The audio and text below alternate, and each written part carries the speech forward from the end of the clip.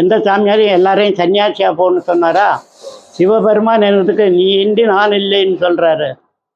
எதுக்கு எல்லா சாமியும் ஒரு அம்மனோட கூட காட்சி அடுக்கிறாங்க?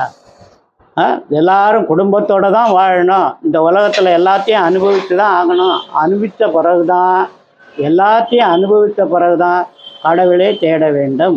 அப்படி இறைவனை தேடினாதான் சொர்க்கத்துக்கு இறைவனை தேடி இறைவனை அடையும் போது தான் நான் இந்த உலகத்தில் பிறந்தேன், மனுஷனாக பிறந்தேன், எல்லாத்தையும் அனுபவித்தேன், எல்லாத்தையும் பார்த்துட்டேன், எல்லாத்தையும் கேட்டேன்னா மன நிம்மதி அடைந்த ஒருவனுக்கு மட்டும்தான் இறைவனிடத்தில் சென்று சேர முடியும்.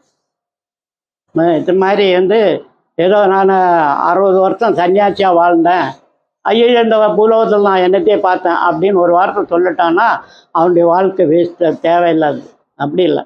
அர்த்தம், தர்மம், இச்சா, மோட்சம், இந்த இடையில இருக்கக்கூடிய இந்த வாழ்நாளில் யார் யாருக்கு என்னென்ன பண்ணணும், எப்படி வாழணும், நமக்கு தாய் தந்தைகளுக்கு என்ன கடமை பண்ணணும், ஒரு பொண்ணு தன்னுடைய கணவன்கிட்ட எப்படி நடந்துக்கணும், தன்னுடைய மனைவிட்ட எப்படி நடந்துக்கணும், தன் குழந்தைகளை எப்படி, இதெல்லாம் எக்கச்சக்கமான தர்மம். இதெல்லாம் பல கையாளுறது தான் தர்மம்னு பேர்.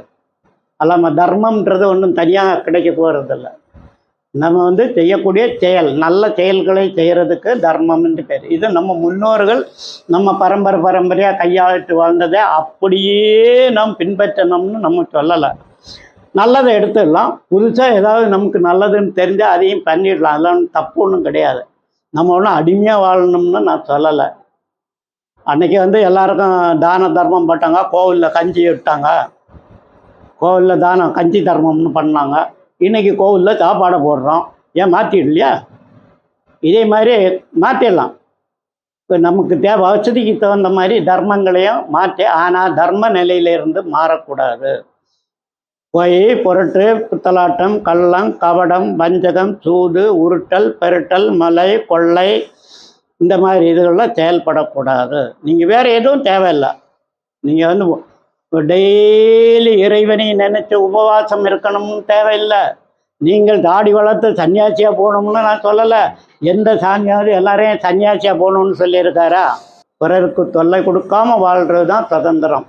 அந்த சுதந்திரமான வாழ்ந்து நமக்கு தேவையான அத்தனை ஆசைகளையும் பூர்த்தி பண்ணின பிறகுதான், நாம் கடமை முடிந்த பிறகுதான் இறைவனை தேட வேண்டும். இந்த 4ஐயும் கடைபிடித்து மோட்சம்ன்றது கடைசியில் இறைவன் அடியை போய் சேர வேண்டியது. அதுதான் ஒரு மனுஷனுடைய செயல். அதுக்காக தான் இந்த பூமியில் மனுஷனை இறைவன் படைத்திருக்காரு. அத்தனையும் அனுபவித்து தெரிஞ்சிட்டு வான்னு சொல்லி தான் இந்த பூலோகத்தில் இந்த உயிரினங்களே அனுப்பியிருக்கு.